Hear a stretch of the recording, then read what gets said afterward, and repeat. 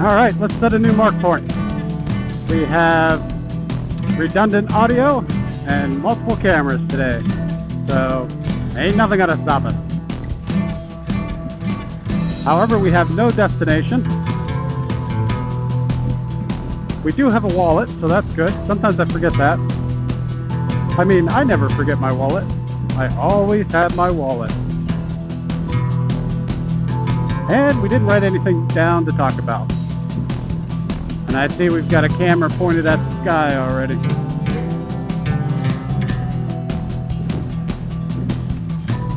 Could be why this guy's riding so close. He wants that camera or wants that camera to hit him. I don't know. He did back off though.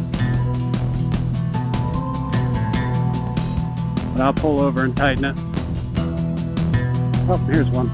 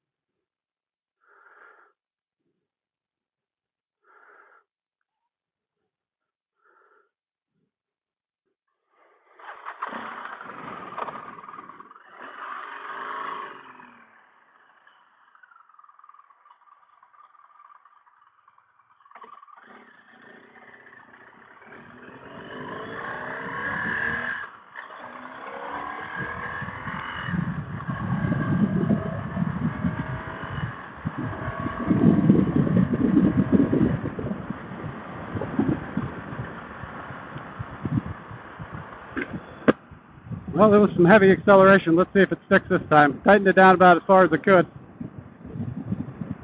It kind of seemed like it was leaning when I was going through town there. But,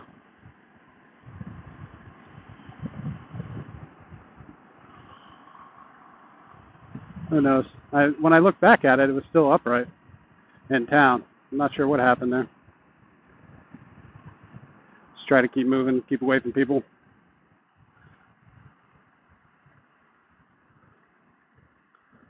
Might have to make the boom a little shorter.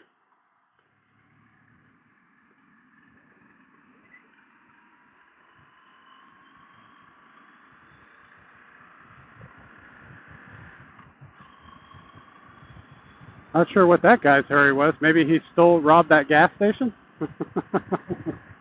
Not my concern. Well, that smells a bit though. Yeah, he's just trying to get out of there in a hurry. Hard to say.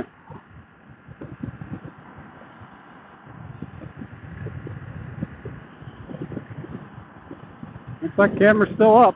And that was some pretty hard acceleration, so I don't think I'll have too much more trouble with it, unless I hit some bumps.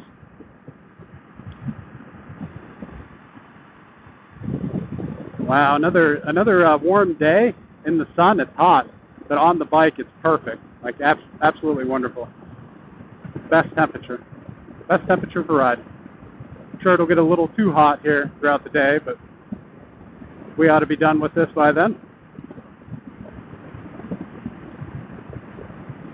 So what do we talk about? I have been trying to do a motovlog during the week, one motovlog during the week, and one hanger on wheels on the weekend. And I've been giving a lot of thought as to how to make my solo motovlogs better and how to be more precise with the hanger on wheels, because there's good content in hanger on wheels, but I get overwhelmed because there's just so much content. Put a woman on a bike and man, she will oh, that sounded really sexist, but it's true. Women talk way more than men. and they seem to bring men out of their shell and make them talk more, which is nice. So remember that, everyone. If you're starting a motovlog, bring a lady with you if you don't have anything to talk about. And pretty soon you'll find yourself going through like 8 hours of footage. 8 hours of audio. And then they have the nerve to tell you that your video is too long. Most of it's them.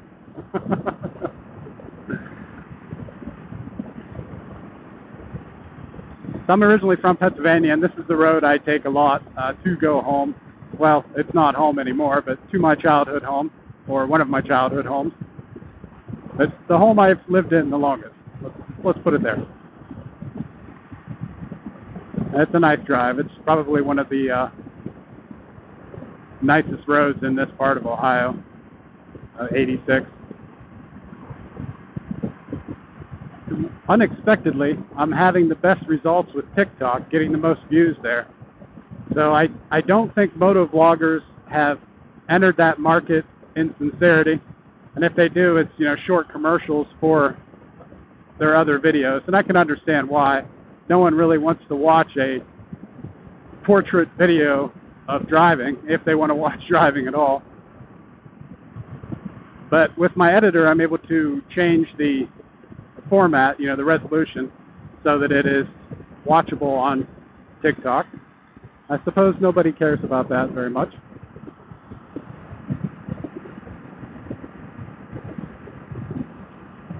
But it is something to talk about.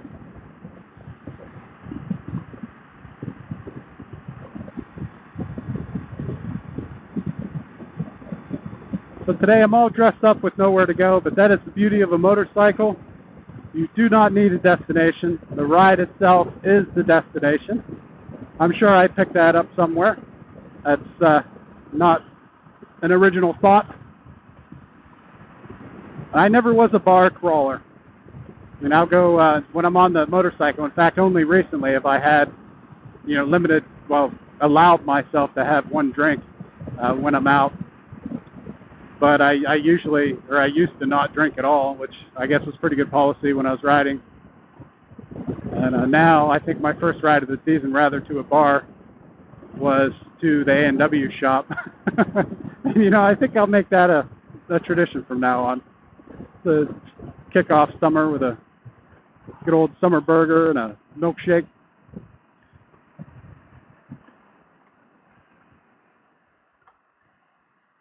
I kind of know where I want to go now, but I don't want to go through Jefferson, so I'm going to find another way. It's pretty slow on 307 through Jefferson, kind of like going through Andover, so I think I'll take 6 down, and then take some back roads, maybe get on some dirt a little bit. That camera is still sticking.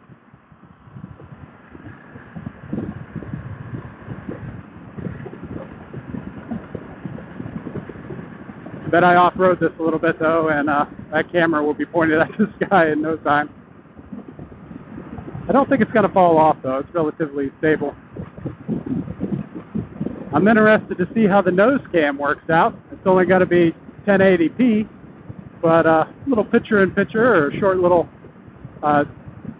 clip there that I could stretch out to my max resolution of 4K. It'll be worth watching. I think a lot of people buffer those YouTube videos anyway, so I don't think very many people are watching them in 4K.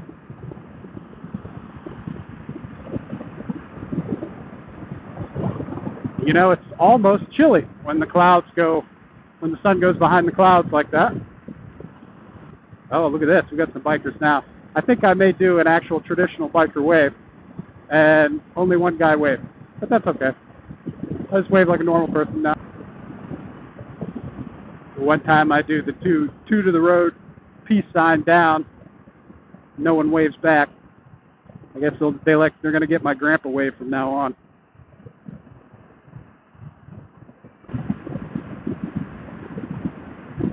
I only have about an hour on all of the cameras. That's something else I didn't do. I didn't check the time when I left.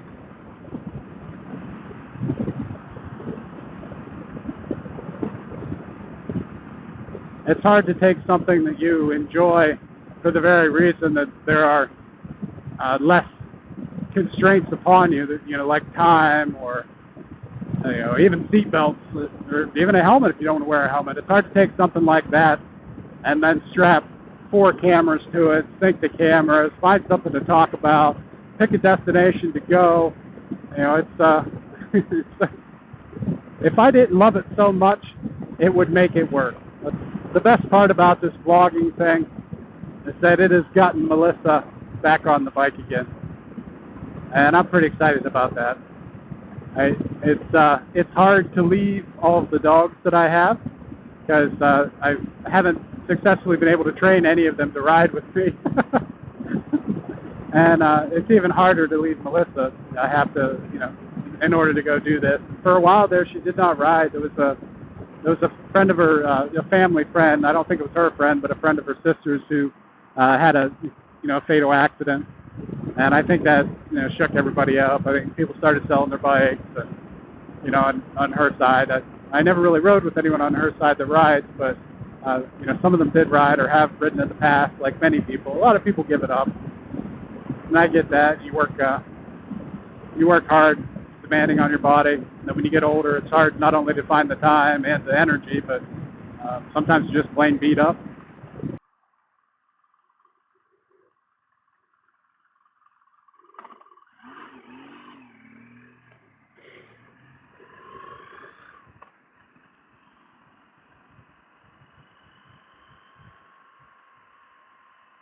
I used to think that was the big difference between the city and the country, where, all the off-road ATV vehicles, but I think I've seen more living in town, buzzing up and down the city streets. And Cleveland's pretty big on that, too. I don't know if anyone's been down on MOK. I kind of enjoyed it. I'm sure a lot of people find it, rascals running around, but there's a big motocross element, four-wheeler dirt bike element in the city, in Cleveland. And in fact, I think it was the mayor of Cleveland. I think his son may have gotten in trouble for it, but I thought it was kind of cool. I was driving down MLK to pick up Melissa at work one day, and all these quads just came rolling out of, extremely dangerous. Watch this guy here. Came rolling out of the little culture center parks that they have set up there on MLK. Just went right up the side of a hill and disappeared into the city again. I know I'm not supposed to like that kind of thing, but that was pretty awesome. That was pretty cool seeing all that.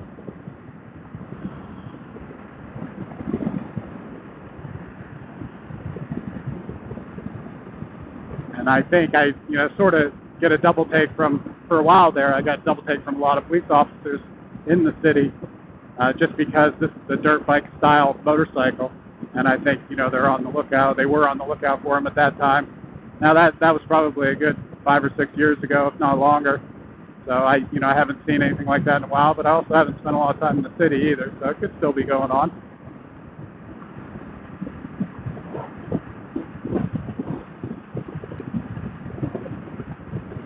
I think I've entered motovlogging at the right time in my life.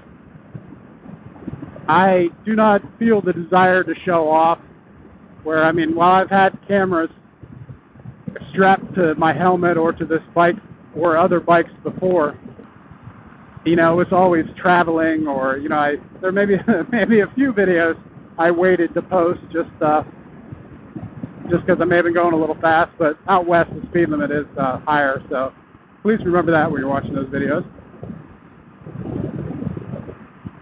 But I don't feel compelled to do wheelies or show off or speed excessively or anything.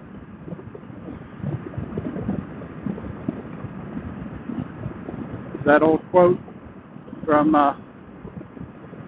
the Iliad: "War is old, or young men dying and old men talking." Maybe that's motovlog too. That's just motorcycles. Young men getting hurt, old men just blabbing about what they used to do. I survived to hit the latter category, and let me tell you guys and gals, I'm happy about it.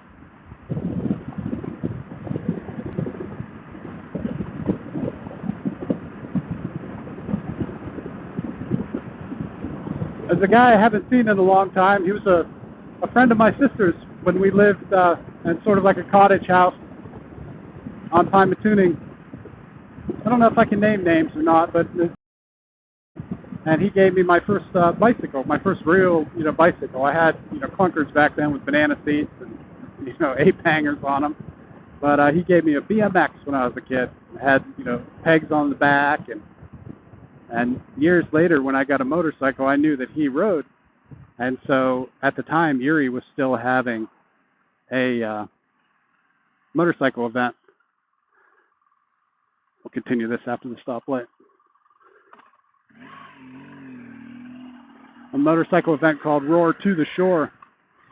And I asked him if he wanted to head up to that.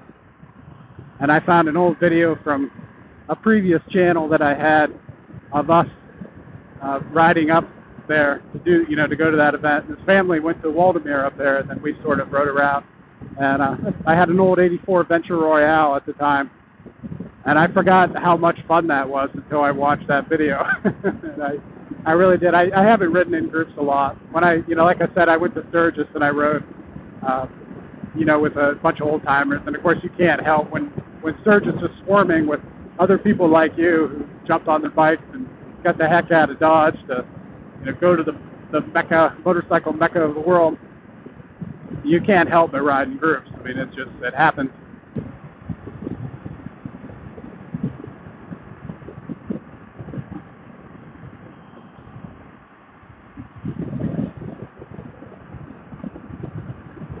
This is beautiful. What a beautiful day.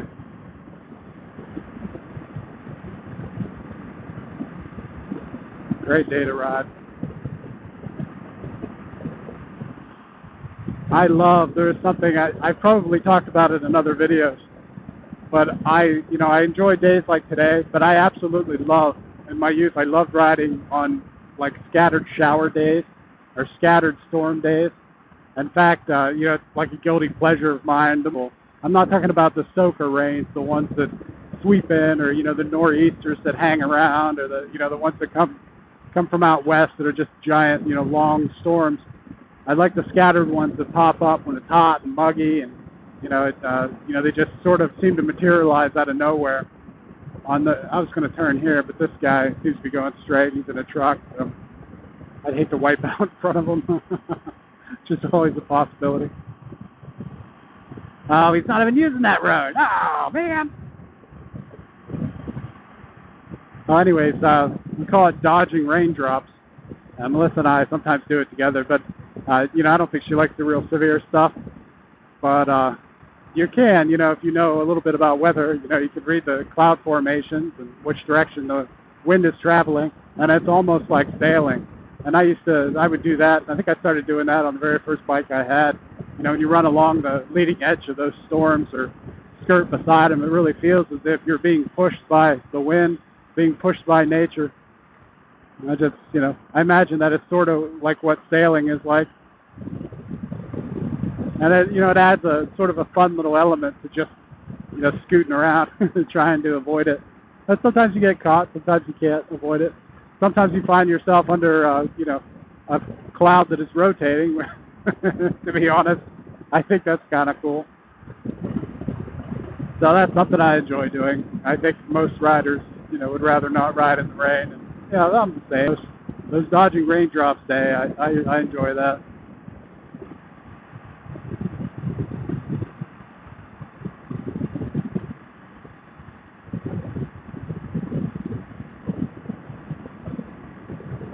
If you don't know, we have 4 dogs, and they're all working dogs, and so they require a lot of exercise. And I can leave them at home, when they're tired and they're fine, and they typically don't destroy anything that's, very valuable. But they'll destroy boxes, or I think when we first had one of the dogs, they chewed up an arm of one of the couches we had.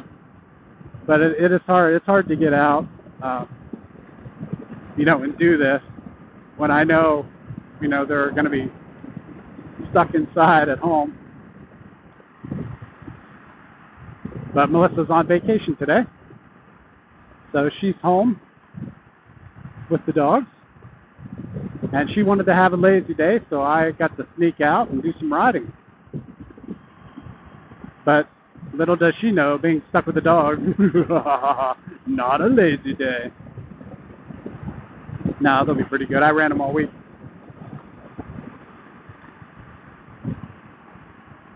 All right, let's scoot over on this road. We got to cross traffic here.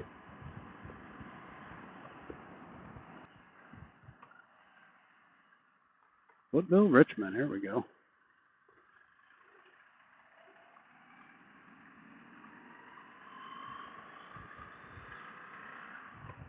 It's one of the few paved roads out this way.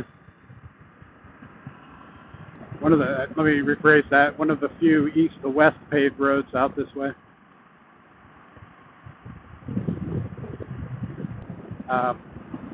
Knobbies next time. But I've taken this thing in fact, I've taken other, older motorcycles I've had places I probably shouldn't have in the boonies. Camping in Smithport was one. I had fixed up, that Yamaha I had, that Venture Royale. I painted it up and, fixed a lot of the plastic that had broken and, glued it back together, fiberglassed over it, sealed it, painted it. And, well, you got to prime it, it's like a plastic primer. And then I took it up there, off-road and just beat the heck out of it. Busted all the plastic back up on the fairing and even busted a tank, like one of the saddlebags. I think it was a tail bag, and it had some brake fluid in it because you run an old bike, you got to carry stuff with you, and the brake fluid, started leaking out of the bag and chewed up all the paint. So I got home, I had to fix everything again, and then it just plastic gets old and brittle and it just falls apart.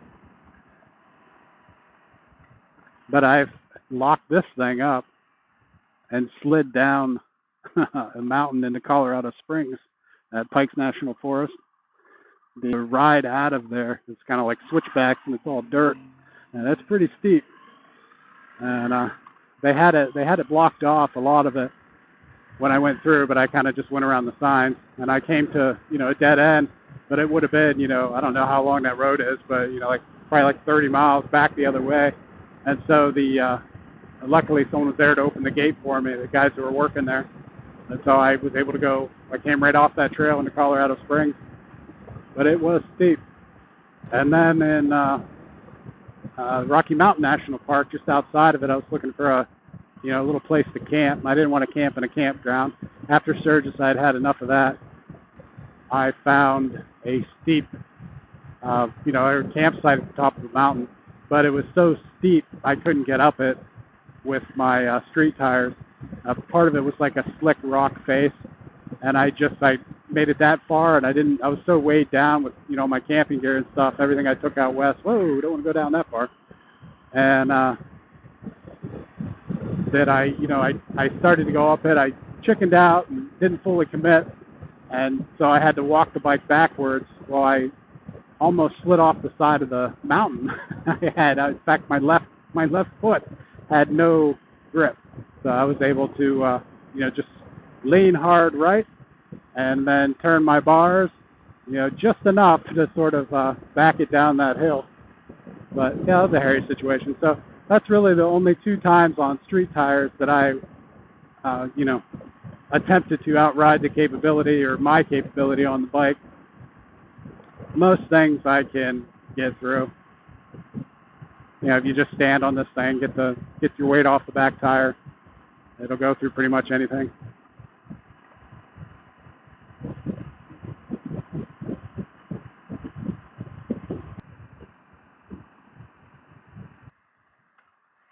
Something in the road there. I don't know what that was. Could have been a leaf. Could have been a piece of jagged metal. I'm not sure. The counter steered. Oh, this is 307. We don't want to go west. We want to go east. We want to go ahead of these people.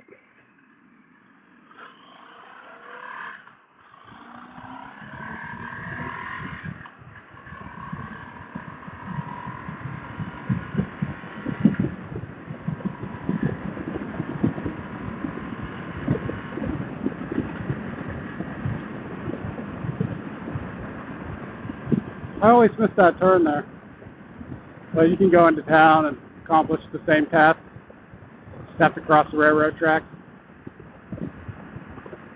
Plus, we would have missed this view of farmland and cloudy sky.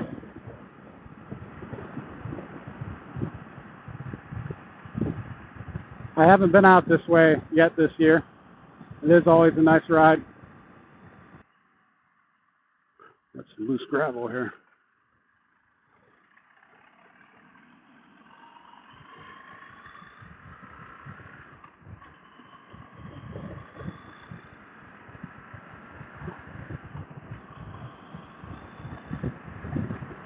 So what's my next trip coming up down the road? I don't think anything this year. Whoa, big turkey vulture. I don't think anything this year, but I would like to do the MABDR. And then sometime soon, we may go to Maine, go up the Northeast. We won't do the Northeast BDR that up there, which, if you don't know, that's backcountry discovery route. I hear that one is very rugged, and it would just be enough to get out to those states. I am also thinking of doing a camping trip. It would have been a good time here with Melissa on vacation, and maybe I can finagle something.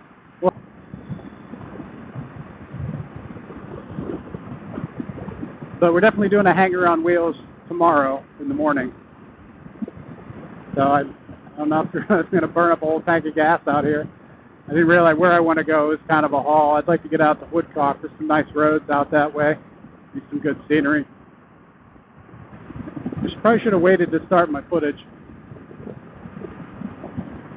Not sure anything's running now. Just have to stop and check.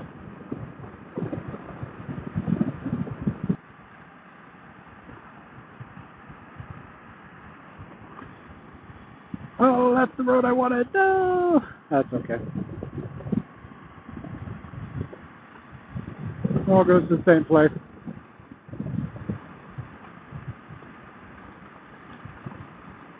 So this is Fine-Tuning Lake Road, and my grandmother, probably in the 60s, because my mother's old enough to remember it, but there used to be big onion farms out this way, and my grandmother worked picking onions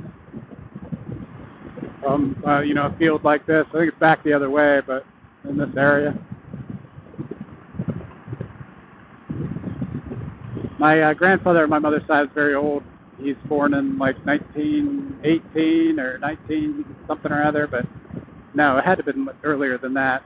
1914, 1912? I don't really know.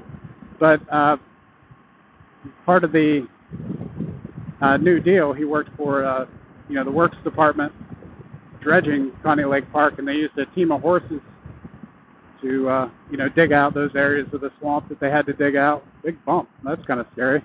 In the country, if you need a sign that says bump, it must be a big bump. I don't see one. Oh, okay. They got the bridge out. We'll stand up for this part.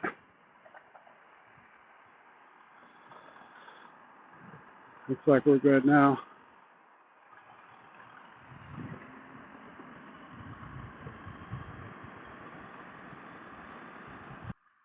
But he also dug the basement with a team of horses for the house that I grew up in. That's over 100 years old. It was part of it at one time was an old one-room schoolhouse in Meadville, Pennsylvania. And when we ripped the siding off when I was a kid to re-side it, we found the old wooden siding that children had scrawled their names into, carved their names into it, and that was pretty neat. I mean, that had it was over, even back then it was like 100 years ago, probably more than that. I'm pretty sure there's a photo of it somewhere, but not certain.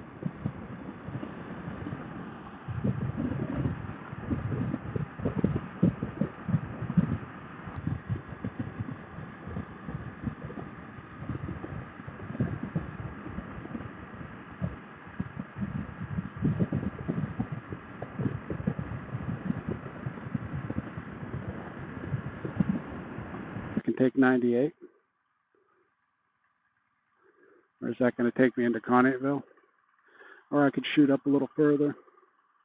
Let's take 98.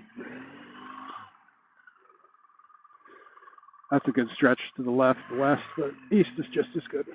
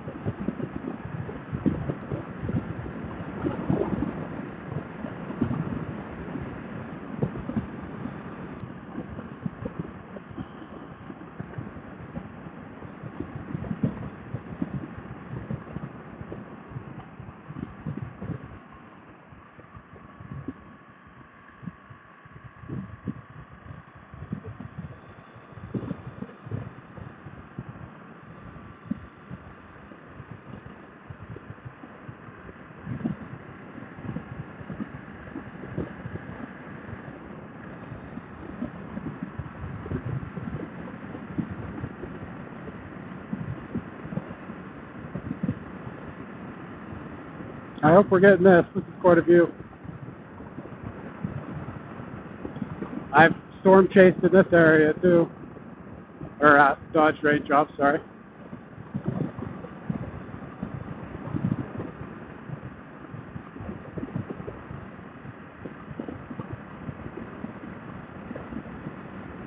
There's been a few tornadoes out this way. Run along these ravines. You know, nothing too huge. In the 80s, there was a series of tornadoes that swept through around Atlantic, which was probably about 40, maybe not that far. Yeah, probably about 40 miles south of here. But along the same, you know, like these same foothills of the Allegheny Mountains. And it's usually about one every 2 years or so in Edinburgh, Pennsylvania. Same thing with Union City. I'd say they swap back and forth. There'll be one there and then one in Edinburgh.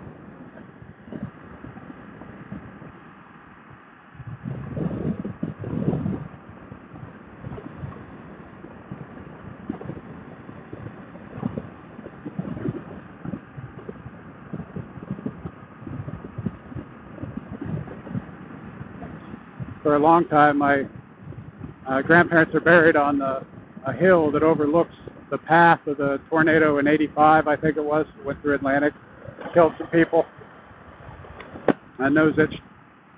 And for a very, very long time, you could see where the trees were, you know, had not grown up. It was just a clear, giant swath that had been cut through the landscape.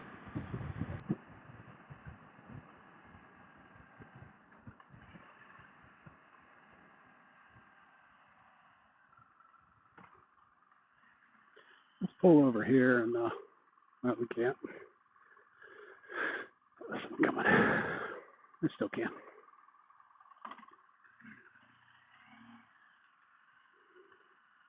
Let's pull into here and check our cameras, see what's still recording.